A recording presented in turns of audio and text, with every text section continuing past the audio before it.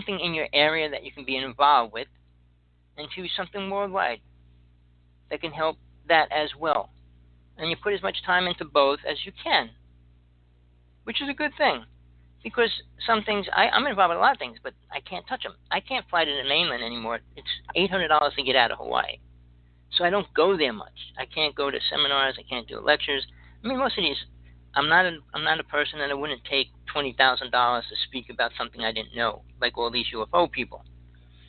I mean, ancient aliens, all those people get paid $20,000 to go to this conference, and everybody has to pay $500 to go to it, and then pay for each workshop, pay for the hotel, pay for the airfare. It usually costs anywhere between $2,000 and $3,000 for an average person to go to a UFO conference. I couldn't do that. I want to do a spiritual class workshop. I want it so that it could be in the United States where people could fly to it to get the cheapest rates. So that means JetBlue can fly there and have the cheapest hotel rooms. And I don't want to make money. It's not about making money. I don't do anything to make money. I wish I could, but I'm not there, and I can't. I never did healing work and charge, put out a sign, and things like that. Sure, I'll barter or trade if somebody wants to. I mean, I wouldn't take it. I mean, I'll take a gift. I learned to do that after I lost so many things in my life. But being real to yourself and then being real to God, two different things. If you know God, you can be real to it. If you don't, you're only going to be real to yourself and whatever your ego tells you that is. You have to experience death. You have to understand soul. Without those 2 words, life is just what it is. Pain and suffering. No matter how many good times. And I tell you, write on a piece of paper all the good times you had and the amount of time that it was. From the time you could remember to the time it is in the present. How many years can you get out of it? Well, I lived pretty good. Pretty good. No. How many years did you live great? Everything was perfect. Well, it doesn't happen. Well, how many super outrageous experiences that were incredibly beautiful? Your marriage? And sometimes people have really bad marriages in the beginning. But, we went on a vacation. I got 1 vacation a year. Usually it was a week until I got in the phone company. Then I got 2 weeks a year. And I always tried to do something to get out of those 2 weeks, something that I could remember. But relationships are not what they're supposed to be. If you're in a relationship, husband and wife, woman and woman, man and man, whatever, it'll never be perfect. And it'll never be what it should be unless you're willing to make that foundation in the beginning. The old saying, you can't build a house on sand. Well, you build the foundation. If you can set up a foundation, you can put a house on it. And it'll stay there. So, and by that, when I talk about what's happening to women, by their parents, how many men, when you can start dating, and all these things, I know my mother stopped me from about 4 different girls that I wanted in my life when I was younger. She was prejudiced against Jewish women. She was prejudiced against older women. She had her prejudices that she wouldn't let me do. I mean, I had rules. I mean, my mother made a lot of rules, but my father did the beating and all the other abuses. Usually came from people around the situations, which were really bad. But where do we go? We're going back to who are you? You need to face yourself. Look in the mirror again. Who's in that mirror? Just a reflection, or is it really the reflection of you?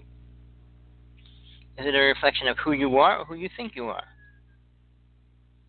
Is it a reflection of your soul? Probably not. You won't see the same person if you were looking at your soul. So, waking up time is now for women. Men are destroying the planet. Men are destroying everything. Men think they're going to be well off if they go to Mars. How many people are going to go to Mars? Do you want to live in a box? It's like we're learning how to get out of the box, not move back into a box. Because you move on Mars, you move on the moon, or any other place, you're going to be inside a box. With a programmed diet, programmed way to live, and what are you going to get? We can have sex. Some men will be happy with that idea. But think about it. Think about where you want to move forward to. World peace, we can go into that, but not now. What is world peace? We all agree 100% on everything? And that we could have peace? If we cannot believe in one God, the same God, we'll never be able to be in peace and harmony together. And somebody will say, well, everybody's God is still the same God. No, it's not. If you believe in a God that allows this and does that, and you believe in a God that's this loving, compassionate, protective God, there's two gods right there. And most of them are following a God that doesn't exist. Just as magic in the old days was considered the power, and they were afraid of anybody with power. That's why they killed as many witches as they could. The men, well, not so often, but there was a few magicians sort of after, like Nostradamus and people like that had a really incredible gift. But he studied Enochian magic. He studied all kinds of black magic as well. Magic, for a better word for present, psychic abilities are not beneficial to this world right now. It was. In Atlantis, we all were and had 32 different abilities. Yes, there's 130, 140 now, but in those days it was 32, and we had them all. We didn't have to talk. We knew. We didn't have to lie. We couldn't. All those things. It was incredible. But when they were taken away, and man was given the idea of killing and all that stuff, it became so different. Now, those beings that are here now, meaning people, could not deal with being psychic. If you were 100% psychic and could see just 1 minute into the future, just 1 minute, you could change the whole world. Every second, every day. Constantly. Stopping the actual whole purpose of life. If you could levitate one thing, if you could levitate a pin and make it fly across the room, you could levitate a car. If you could levitate a car, you can levitate a mountain. So the abilities would be abused at every level. Even remote viewing, which the government has been doing for such a long time. It's not that complicated. Being able to project your thought into another house halfway down the road. And what? Be a spy, be a whatever. A thief, and you could see what you want in their house, and all those things. It would be abused. How could you use it for good, stopping a person from dying? A person's karma said they have to die today, and you're going to stop it. It would be abused at every level. Good or bad. In the name of good, how many bad things happen? So we have to move into this space. Where are you? Where are you going? And what do you want to achieve and attain before you die? You are going to die. No matter what you eat, drink, do, you're going to die. And you're not going to live longer than 125 years. I mean, it might change in the next 5-10 years. That's a possibility. But God created the reality of 125 years. Because there's enough time to do and learn whatever you should be learning in a lifetime. And then when you come back, you got another 125 years to work it out if you can. But longer than that, your body is not worth 2 cents. Your thinking's kind of shut down. So why would you want to? If you were 36 years, looking in age-wise at 120, you might want to live longer. But here's the thing. Everybody on planet Earth wants to live longer. To do what? What are you attaining if you live, say right now, you're 50. And you could say you could live another 100 years. What do you want to attain in 100 years? Have 100 children and see half of them die? What do you expect? See, people never look at anything they ask for in detail. And they said, don't ask God for anything you want because you might get it. And when we don't realize the outcome of situations of getting what we want, we'll go after. And in this lifetime, people desire big houses, big cars, pool, and all those kind of things. Not about spiritual awareness, learning why they're really here.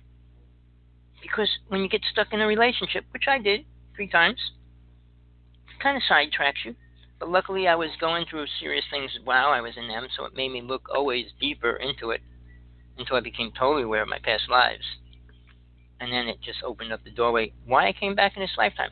And I'll tell you this, why would I come back to planet Earth in this time frame if I walk with Jesus? And I'll tell you straight out. And I know you can believe it or not, accept it or not. Because I couldn't understand why anybody would kill a spiritual being. A good spiritual being. Why? What reason? Why? You're in love, you have love pouring into you, you have all these things, and you kill them or help kill them. Why? I couldn't understand it. And I couldn't let go of that. So, and I learned it in this lifetime. 3 relationships opened a gateway to all the answers. I had 3 other relationships with millionaires, and they were like blowing apart whatever I thought. So, what is love? What is all that? It's nothing that we really can perceive in this world because it's non-existent. At such a small level that we deal with it. If you love God, you'll understand it. But saying you love God, what's that mean? You can't love something if you don't know what it is. Or I love hot dogs. I love chicken sandwiches. I mean, yeah, because you're going to eat it and you like the taste of it. What can you say you love about God? He protects you from what? Fires, car accidents, disease? What does God protect you from? You're going to die, so it doesn't want to protect you from dying. Why would it? Maybe it says you suffered enough. It's time to come out. Let go. So perception of God is so wrong at every level among anybody I talk to. So am I the egotistical dummy? No. And I say, look at the world. Look at the world for the truth. I don't have to ask anybody. Look at what's happening always. Why are aliens here? Why do you think they're coming here? What do you think they're doing? To help us become what? God realized? They don't believe in God. They wouldn't be here. There's spiritual laws and physical laws. Spiritual beings cannot go against spiritual laws, or they lose their spiritual truth and awareness. Sidetracked, right word.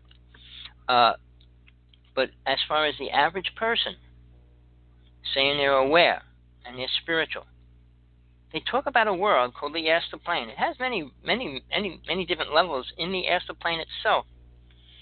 And so I go to the highest. The highest of what? The astral plane? Now, Jehovah, people don't like the name. Brahm and Kal Brahm, which was Hindu names, are 3 of the gods that exist on the top of the astral plane. And you got to go past them to get into the next world.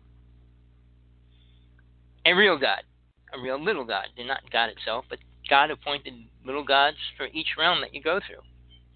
When Jesus said in his Father's mansion there's many rooms, these are the rooms you're going to go through, but it's not that easy. He taught it, and that's what man turned it into. And that's all man could say about what he was teaching. Sad.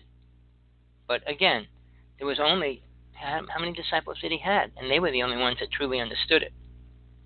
And they were supposed to go out and teach it. And even at that, Paul did not understand a single word. So he couldn't go out and teach anything until Mary Magdalene had to teach him. So I can go into that, but let's stick with the story right now. Men blame women always. No matter what goes on, it's always the woman's fault. Sure, you'll get men sticking up here and there.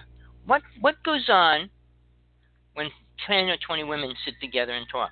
What are they talking about? In general, what happens when 20 men get together, sit and talk? In general.